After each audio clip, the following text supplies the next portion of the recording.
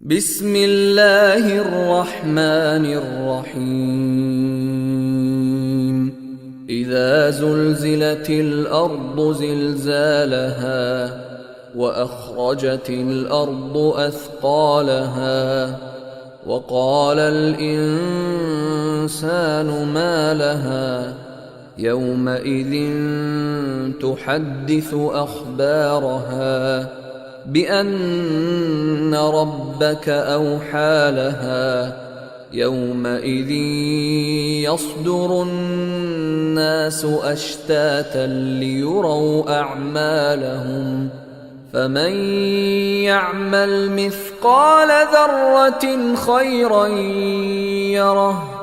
ومن يعمل مثقال ذرة شرا يره.